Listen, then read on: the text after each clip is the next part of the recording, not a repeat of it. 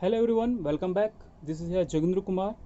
और इस वीडियो में आपसे बात कर रहा हूँ कि वेक्टर के डॉट प्रोडक्ट और क्रॉस प्रोडक्ट पे जब आपको क्वेश्चन आता है तो आप उसको कैसे करेंगे सॉल्व, हम उस बेस पे बात कर रहे हैं। जैसे कि आपको पता है कि आपकी फिजिक्स पंच की जो सीरीज चल रही है उस फिजिक्स पंच का अभी तक 4 एपिसोड हो चुके हैं और ये आपका 5th एपिसोड है। फिजिक्स पंच का 5th एपिसोड है जिसके अंदर मैं आपको वेक्टर प्रोडक्ट के बारे में यानी प्रोडक्ट ऑफ वेक्टर के बारे में बात करेंगे। हम आपका जो टॉपिक है वो है product of vector. The product of vector में आप दो के बारे में डिटेल करेंगे। First that is a dot product and second हम बात करेंगे क्रॉस प्रोडक्ट के बारे में। क्रॉस प्रोडक्ट के बारे में ये वो टॉपिक है जिसे देखो नीट में क्वेश्चन आता है तो आप क्या है उसको छोड़ के आ जाते हो या फिर आप उसको गलत कर देते हो। वहाँ पे हमेशा क्या है आप डॉट प्रोडक्ट अप्लाई कर देते हो और क्रॉस प्रोडक्ट वहाँ पे अप्लाई करना होता है। उसके लिए बेसिक आपको क्या याद रखना पड़ेगा, कैसे आप उस क्वेश्चन को टैकल करेंगे या फिर उस क्वेश्चन में क्या क्या आपको याद रखना पड़ता है कि हम उस क्वेश्चन को सॉल्व करना होता है। यानी इस टाइप के क्वेश्चन को सॉल्व करने के लिए आपको क्या क्या याद करना है वो सब चीज़ मैं आपको इस वीडियो में बताऊंगा। तो बने रहें अपने हमारे इस वीडियो में। तो शुरू करते हैं अपने इस टॉपिक के बारे में। नाउ सबसे पहले आप हेडिंग लिखे that is the product of vector. Heading आपकी है the product of vector. Product of vector. Vector के प्रोडक्ट की बात कर रहे हैं जिनमें से सबसे पहले आपको हेडिंग लिखनी है that is a cross product. किसके बारे में? क्रॉस नहीं, डॉट लिखें, पहला लिखें डॉट प्रोडक्ट। पहली हेडिंग है डॉट प्रोडक्ट। अब इसको समझते हैं दोस्तों। डॉट प्रोडक्ट में बेसिक सबसे इंपॉर्टेंट चीज किस चीज को आपको याद रखना पड़ता है? तो इसमें बेसिकली दो वेक्टर होते हैं। एक वेक्टर इस डायरेक्शन में जिसको मैंने बोल दिया बी वेक्टर, एक वेक्टर विद एंगल थीटा ये ए वेक्टर है। यानी ए वेक्टर जो है वो हॉरिजेंटल है और बी वेक्टर जो है वो कुछ इंक्लाइंड है एट एन एंगल थीटा पर। अगर मुझे इसका डॉट प्रोडक्ट बनाना है तो हम बोलते हैं ए वेक्टर का डॉट प्रोडक्ट होता है किसके? ए बी कॉस थीटा के इक्वल। देखो इसमें क्या है, कॉस थीटा है। लेकिन जब आप बात करेंगे क्रॉस प्रोडक्ट के बारे में बात करेंगे, किसके बारे में? जैसे मैं यहीं पे समझाता हूं। अगर आपसे क्रॉस प्रोडक्ट के बारे में जब बात की जाएगी तो वहां पर अगर इन दोनों का अगर मुझे क्रॉस प्रोडक्ट निकालना है तो यानी ए वेक्टर का क्रॉस प्रोडक्ट होता है बी वेक्टर के साथ, वो होता है ए बी साइन थीटा। ये इंपॉर्टेंट थिंग है कि आप यहां पर क्या याद रख रहे हैं कि डॉट प्रोडक्ट में तो कॉस आता है और डॉट प्रोडक्ट में कॉस आता है, डॉट क्रॉस प्रोडक्ट में क्या आता है? साइन थीटा आता है। तो ये थोड़ी एक इंपॉर्टेंट चीज है। अब हम बात कर रहे हैं किसके बारे में? डॉट प्रोडक्ट के बारे में। तो डॉट प्रोडक्ट पे ही फोकस करते हैं। यहाँ पे एक फॉर्मूला इसका बेसिकली लिखा। दूसरा होता क्या है, एक कंसेप्ट पढ़ते हैं कि जैसे मैंने ये वाला वैल्यू लिखा, अगर मान लो मुझे इसके कंपोनेंट बनाने, बी वाले के कंपोनेंट बनाने, तो बी वाले का एक कंपोनेंट देखो इस वाले डायरेक्शन में आएगा। इस वाले डायरेक्शन में कौन सा आएगा? कॉस वाला आएगा। यानी ये आ जाएगा B vector into cos theta, है ना। और एक इसका वेक्टर परपेंडिकुलर कौन सा आ जाएगा? B vector into sine theta, ये वाला आएगा परपेंडिकुलर वाला। बट मैं इस वाले की बात कर रहा हूँ जो हॉरिजॉन्टल में इसका कंपोनेंट है, किसका? बी वाले का। अब इन दोनों को एक साथ में लिखते हैं। मैंने लिखा A vector is dot product is equal to A into, अब बी वेक्टर की जगह इस बी कॉस थीटा, ये बी कॉस थीटा किसका वेक्टर था? इस बी वाले का था। तो मैं इस पूरे की जगह क्या लिख सकता हूं? बी, यानी मैं यहां पे लिखूंगा B vector into cos theta. और जब ये होता है तो इस कॉन्सेप्ट को लिखा जाता है B vector into A vector. इसको इस टाइप से लिखा जाएगा और ये किसके इक्वल हो जाएगा? ए वेक्टर इंटू बी वेक्टर के। ये आपने बेसिक चीज देखी। अब इस कंसेप्ट को क्या कहते हैं ये थोड़ा समझना है आपको, इसलिए मैं लिख रहा हूं। इसको बोला जाता है कॉमेटेटिव लॉ। ये क्या है? कॉमेटेटिव रोल यानी लॉ। यानी डॉट प्रोडक्ट जो है वो कॉमेटेटिव लॉ को फॉलो करता है। डॉट प्रोडक्ट जो है वो कॉमेटेटिव लॉ को फॉलो करता है और आपको उसी के बारे में फोकस करना है। अब सबसे इंपॉर्टेंट चीज क्या आती है इसको समझने के लिए, जैसे मान लो पेपर में आएगा क्या, पेपर में डॉट प्रोडक्ट में आपसे क्वेश्चन दिया जाता है। यानी आपको जैसे देखो काफी फॉर्मूले ऐसे हैं जो डॉट प्रोडक्ट में होते हैं, जैसे क्या जिनमें कॉस आता है, कईयों में साइन आता है। जैसे देखो एक सिंपल चीज मैंने लिखा वर्क, है ना। वर्क इज इक्वल टू यानी W is equal to formula होता है फोर्स इज डॉट प्रोडक्ट। और देखो ये होता है F D F D cos theta, इस एफ डी कॉस थीटा को ऐसे लिखा जाता है, F vector is dot product of D vector, ऐसे लिखा जाता है। ठीक है, एक फॉर्मूला लिखते हैं, पावर का formula P is equal to होता है फोर्स, मैंने लिख दो F into V is equal to cos theta multiply cos theta is equal to हो जाता है F vector is multiply by V vector. यहाँ पर आपने क्या चीज देखी, यहाँ पर आपने ये चीज देखा कि काफी बार क्वेश्चन आपको ना ऐसे आएंगे, क्वेश्चन आएगा आपको वर्क पूछ लेगा, क्वेश्चन आएगा आपसे पावर पूछ लेगा, क्वेश्चन आएगा आपसे पोटेंशियल एनर्जी पूछ ली जाएगी, किसी मैग्नेट की पोटेंशियल एनर्जी पूछ ली जाएगी, यानी ये पोटेंशियल एनर्जी है। अगर ये पूछ ली जाए तो इसको आप कैसे लिखेंगे, मैग्नेटिक डाइपोल, यानी dipole movement is multiply with magnetic field. अब मैं इसको लिखूंगा कैसे, तो मैं इसको लिख सकता हूं M B cos theta is equal to, अगर मुझे कॉस हटाना है तो मैं इसको लिखूंगा एम वेक्टर यानी dipole movement into magnetic field का डॉट प्रोडक्ट। अब इस टाइप के जो आपको फॉर्मूले मिलेंगे तो उस टाइप के क्वेश्चन को कैसे आप करेंगे, कैसे उन क्वेश्चनों को सॉल्व करेंगे, क्योंकि आपसे हमेशा पूछ लेते हैं, दो इक्वेशन मिल जाएंगी, दो इक्वेशन किस टाइप से मिल जाएगी अभी जस्ट देखते हैं।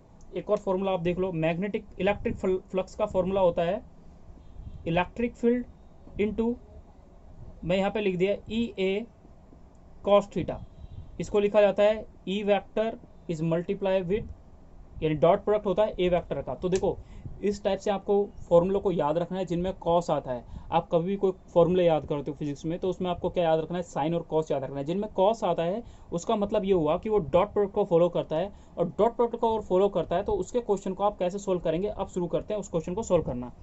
तो पहले आपको बेसिकली होगा क्या उस पर देखते हैं। इस टाइप के क्वेश्चन में आपको दो वेक्टर गिवन होंगे, यानी two vector given, two vector दे रखे होंगे, यानी कौन कौन से, मैंने सपोज एक वेक्टर मैंने एज्यूम कर लिया, बहुत सारे फॉर्मूले लिखे, आप सबके लिए अलग अलग नहीं कर सकते। मैंने एक ए वेक्टर लिख लिया, ए वेक्टर के लिए मैंने एक फॉर्मूला लिखा, ए वेक्टर के लिए मैंने एक फॉर्मूला लिखा A1 into I cap plus A2 into J cap plus A3 into K cap. ये आपके पास ए वेक्टर हो गया। बी वेक्टर को अगर मेरे को निकला है तो बी वेक्टर लिखूंगा मैं B1 vector into I cap plus B2 vector into J cap plus B3 vector into K cap. ये मैंने लिखा। अब एक चीज, आपने दो वेक्टर ऐसे लिखे हुए, इनके मुझे डॉट प्रोडक्ट लिखना है। यानी आपको देखो काफी फॉर्मूले, सपोज करो आपको पता है work done is equal to होता है फोर्स इंटू डिस्प्लेसमेंट।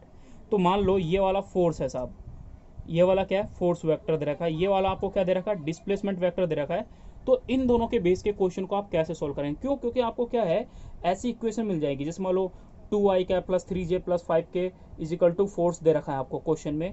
एक आपको डिस्प्लेसमेंट दे रखा होगा कि 3k प्लस और 3i plus 2j plus 7k cap is equal to आपको डिस्प्लेसमेंट दे रखा है। अब मैंने पूछ लिया what is the work done. तो वर्क डन में आपको फॉर्मूला ये याद रखना होता है कि भाई वर्क डन जो होता है वो डॉट प्रोडक्ट होता है, क्रॉस प्रोडक्ट नहीं होता। और डॉट प्रोडक्ट और क्रॉस प्रोडक्ट को क्वेश्चन को सोल्व करने के दोनों के अलग अलग मेथड होते हैं, इसलिए दोनों मेथडों को आपको याद रखना होता है। अब सबसे सिंपल चीज क्या, मैंने बोला आई into I cap, I into I cap, इनका मैं डॉट प्रोडक्ट करता हूं तो आंसर इज इक्वल टू आता है J into J cap is equal to आता है K cap dot K cap.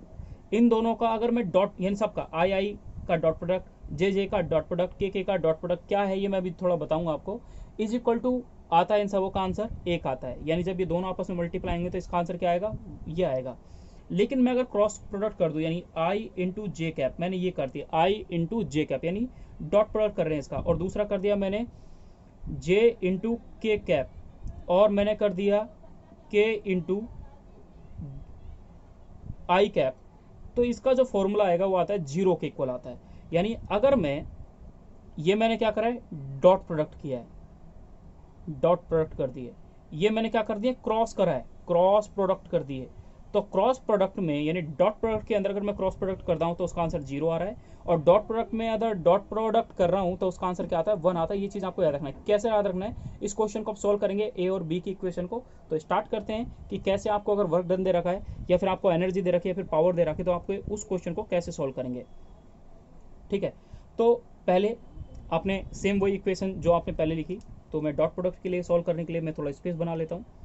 मैंने एक इक्वेशन आपके लिए लिखी थी पहले, A vector is equal to लिखा था आपने A1 cap into I cap plus A2 vector into J cap plus A3 vector into K cap. ये आपने एक इक्वेशन लिखी। सेकेंड आपको बी वाली लिखनी है, B vector is equal to हो जाएगा B1 vector into I cap plus B2 vector into J cap plus B3 vector into K cap. अब मुझे इनका A dot product of B vector करना है, यानी ए बी कॉस थीटा।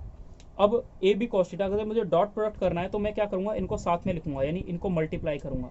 तो जो एक जैसे यानी आई कैप वालों को तो मैं इसको ऐसे लिख दिया A1 vector into I cap. तो आप पेपर में जब भी करो तो इसको दोबारा से लिखने की जरूरत नहीं है, सिर्फ आई वाले को वहीं पे मल्टीप्लाई कर ले, यानी A1 I cap is multiply नहीं मतलब dot product of B1 I cap, इसको ब्रैकेट में लिख दिया। फिर इनके बीच में प्लस का चिन्ह आ जाएगा, फिर आ जाएगा A2 vector into J cap dot product B2 into J cap, इसको कर दिया, फिर प्लस का चिन्ह, फिर आपको लिख दिया A3 vector into K cap, फिर प्लस का प्लस नहीं dot product into B3 into K cap. ये आपके पास आ गया। अब आपको जस्ट आपने अभी लिखा भी था कि जब आई कैप डॉट प्रोडक्ट होंगे तो इसका यानी आई को अगर डॉट प्रोडक्ट कर रहे हैं सेम है ना, तो उसका आंसर क्या आ जाएगा 1 आ जाएगा। तो यहाँ पर आ जाएगा ए का मल्टीप्लाई है बी से, यानी ये आ जाएगा A vector is dot product of B vector plus का चिन्ह B2 vector B1 vector A2 vector is multiply with the B2 vector plus A3 vector is dot product of B3 vector. ये आपको याद रखना है। यानी किसी भी क्वेश्चन में अब आपने डॉट प्रोडक्ट किया है तो आपको जब भी डॉट प्रोडक्ट बोलेगा तो आप उसको ऐसे सॉल्व करेंगे। यानी जैसे आपको अगर फोर्स दे दिया, वर्क डन दे दिया, कोई भी अगर ऐसी इक्वेशन मिलती है तो आप उसको बेसिकली इस टाइप से सॉल्व करेंगे। ठीक है, और एक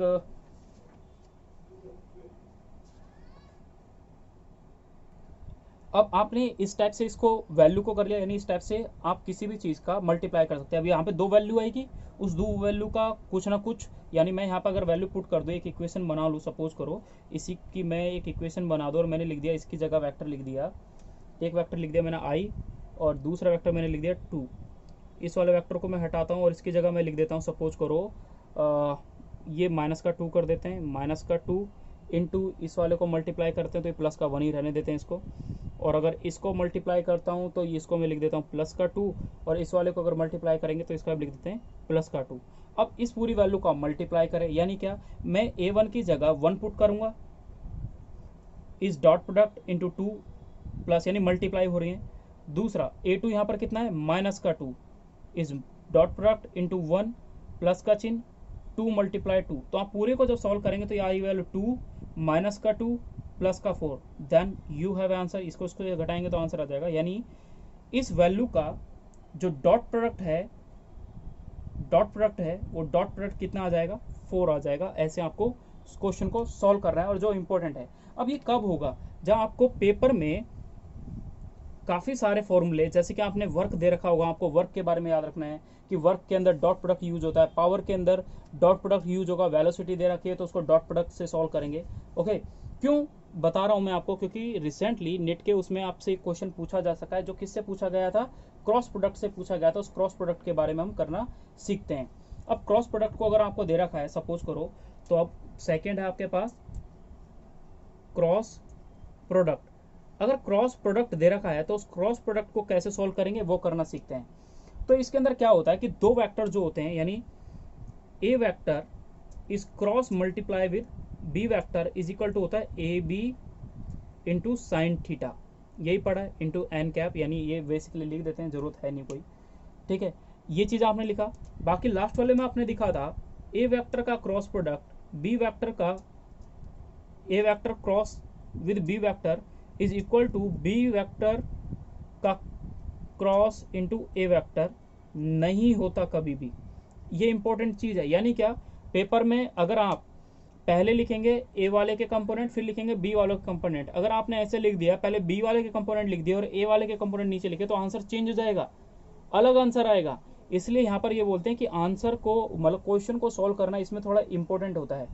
क्या होता है इसमें थोड़ा याद रखना, जैसे आपने वही दो इक्वेशन पढ़ते हो, आप दो इक्वेशन आप लिखते हैं फिर से, तो दो इक्वेशन आप क्या लिखते हैं, एक मैंने a1 के बारे में बात किया, a1 vector is equal to मैंने वैल्यू लिख दी a1 आई कैप, a2 जे कैप, a3 के कैप। फिर मैंने a2 के बी के बारे में बात किया, बी वेक्टर के बारे में, तो बी वेक्टर मैंने लिख दिया b1 आई कैप, b2 जे कैप, b3 के कैप, ये लिखा। अब जैसे लास्ट वाले में आपने पढ़ा था कि i into I is equal to J into J का dot product is equal to K into K का डॉट प्रोडक्ट, ये कैप है इनके ऊपर, इज इक्वल टू होता था 1, लेकिन यहाँ पर क्या हो जाएगा, 0 हो जाएगा। दूसरा मैंने इसका बोला क्रॉस प्रोडक्ट, क्रॉस प्रोडक्ट मतलब क्या, आपको जस्ट अपोजिट बोल दिया, यानी यहाँ पर ये हो जाता है 0, जिसको बोला जाता है एक्चुअली नल वेक्टर। क्या बोला जाता है, नल वेक्टर। इस चीज को आपको याद रखना है। अब सबसे इंपॉर्टेंट चीज यहाँ पर क्या होता है कि आपको ये बोला गया आई वेक्टर इज क्रॉस, यानी यहाँ पर क्रॉस करें, सॉरी डॉट क्यों कर दिया हमने, ये क्रॉस होंगे दोस्तों, ये डॉट नहीं है, ये क्रॉस है। आई क्रॉस आई और जे क्रॉस जे के क्रॉस करे इज इक्वल टू आता है 0 वेक्टर, यानी नल वेक्टर जिसको बोलते हैं। अगर मैं आई क्रॉस को जे करता हूं तो उसकी वैल्यू किसके इक्वल आती है, के वेक्टर के। अगर मैं जे इज मल्टीप्लाई के वेक्टर करता हूं तो उसकी वैल्यू आती है आई के। और अगर मैं आपको करता हूं कि के इंटू आई कैप कर दिया मैंने, तो उसकी वैल्यू होती है जे कैप के इक्वल। इसका जस्ट उल्टा कर दो, मैंने ऐसे लिख दिया जे कैप इज मल्टीप्लाई, देखो उल्टा करने पे क्या आंसर चेंज हो गया, क्या हो गया, प्लस की जगह माइनस में आएगा। मैंने इसको अगर ऐसे लिख दिया J cap is cross product with I cap, तो आंसर आ जाएगा माइनस का के कैप में। और अगर मैंने लिख दिया K cap is cross product with J cap, तो आंसर आ जाएगा माइनस का आई कैप। अगर मैंने लिख दिया I cap is cross product with K cap is equal to, तो आंसर आ जाएगा माइनस का जे कैप। यानी जो भी आंसर आएगा वो इस फॉर्म में आएगा। तो हमने अभी जस्ट लिखा था, आपने ये लिखा था कि ए वेक्टर का क्रॉस प्रोडक्ट बी के कभी अगर हम कम्यूटेटिव करते हैं तो बी वेक्टर के इक्वल नहीं होता। क्यों, क्योंकि अगर इसका आंसर प्लस में है तो इसका आंसर किस में आ जाएगा, माइनस में आ जाएगा, जो आप यहाँ पे समझ रहे हैं। अब इसमें क्रॉस प्रोडक्ट कैसे करते हैं, किसके लिए करते हैं और क्यों करते हैं, तो समझें उसके लिए। ये आपने लिख लिया होगा तो इसलिए इसको रफ कर दिया है। अब समझने क्या है, जैसे आपको फिजिक्स में काफी फॉर्मूले ऐसे मिलेंगे, किस किस का फॉर्मूला लेगा आपको, मैंने बोला वेलोसिटी वेक्टर का फॉर्मूला मिलता है angular momentum, sorry angular velocity is multiply with cross product with ये। तो इसको कैसे लिखा जाता है, ओमेगा आर साइन थीटा, इसको इसलिए इस तरीके से लिखा जा सकता है omega vector into R vector cross product. दूसरा मैंने लिख दिया angular momentum, angular momentum is equal to होता है, आपको पता है रेडियस, यानी radial vector is multiply with, यानी परपेंडिकुलर डिस्टेंस इसको बोलते हैं, perpendicular distance is multiply the linear momentum. इसको कैसे लिखा जा सकता है, आर पी साइन थीटा, ये क्रॉस प्रोडक्ट है एक दूसरे के। या फिर टॉर्क, नीट में इससे क्वेश्चन पूछा जा चुका है, सन 2018 या 17 में एक क्वेश्चन आया था, टॉर्क के बेस पे क्रॉस प्रोडक्ट पूछा गया था। तो क्रॉस प्रोडक्ट निकालने के लिए टॉर्क इज इक्वल टू होता है, आपको पता है torque is equal to formula होता है radius is cross product with force. दोनों की वैल्यू दे रखी थी, आपको क्रॉस प्रोडक्ट करके दिखाना था। अगर आप मान लो डॉट प्रोडक्ट से इसको सॉल्व कर दें तो इसका आंसर अलग आ जाएगा। तो यही तो समझना है। तो इसके लिए इसका फॉर्मूला बनता है F R sine theta. Torque का एक और फॉर्मूला होता है momentum is equal to electric field, electric field.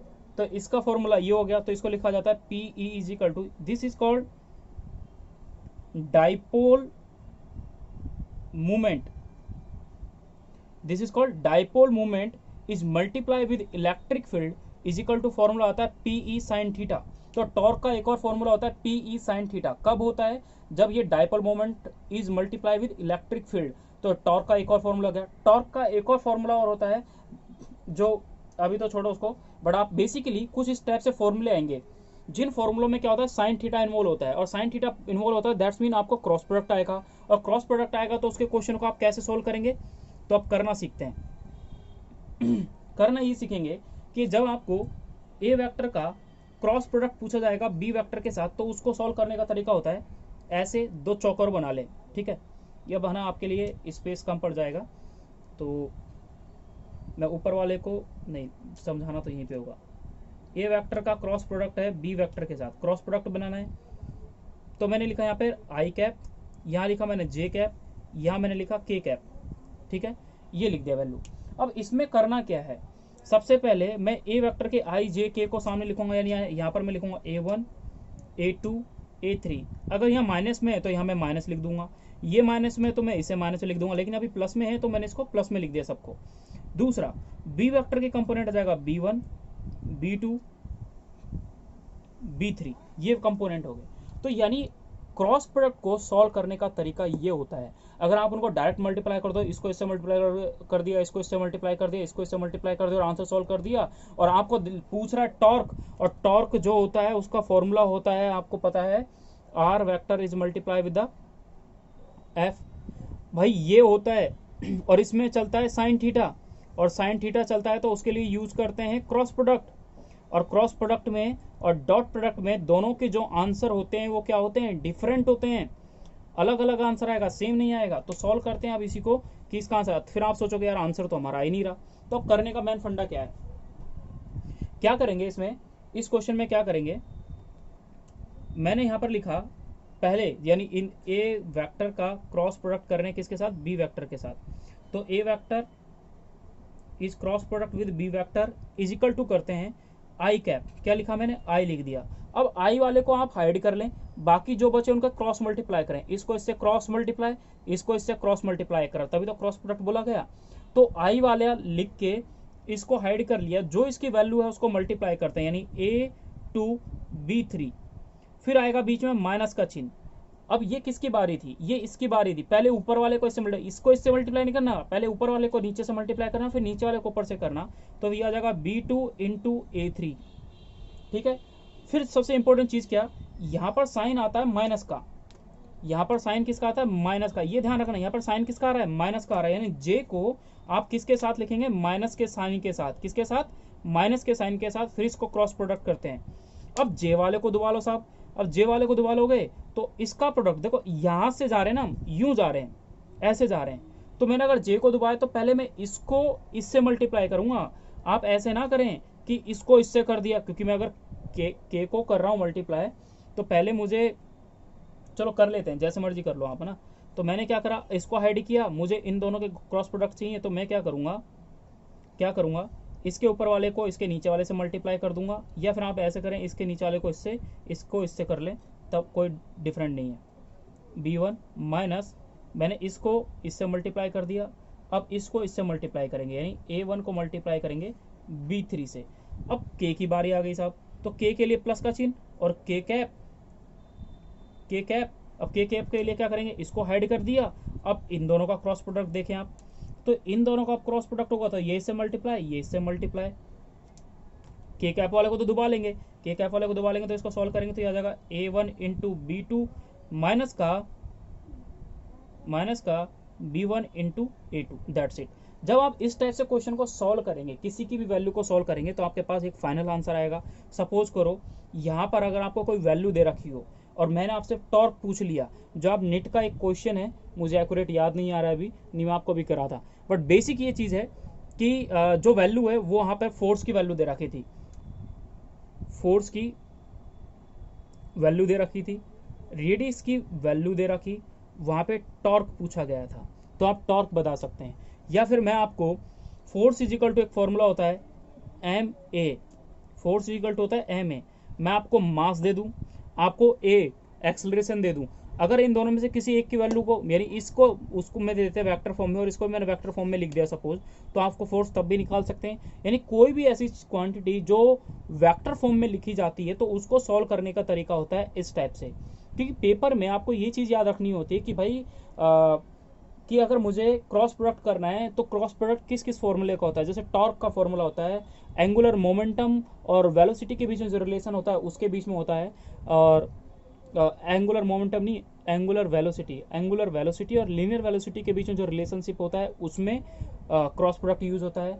या फिर मैंने बोला एंगुलर मोमेंटम और लीनियर मोमेंटम के बीच में रिलेशन होता है, वो भी क्या होता है, साइन थीटा इन्वॉल्व होता है। P sine theta is equal to, यानी आप टॉर्क में पढ़ते हो जो डायपोल मोमेंट और इलेक्ट्रिक फील्ड में जो रिलेशनशिप होता है वो साइन थीटा इन्वॉल्व होता है। यानी कहने का मतलब ये है सिंपल भाषा में कि जहां पर साइन थीटा इन्वॉल्व होगा तो साइन थीटा वाले को आप इजी से क्या कह सकते हो, क्रॉस प्रोडक्ट, और जिसमें साइन थीटा इन्वॉल्व नहीं होगा उसको आप क्या बोलोगे, डॉट प्रोडक्ट। तो ये बेसिक आइडिया था इस टाइप के क्वेश्चन को सॉल्व करना। And thank you for watching video.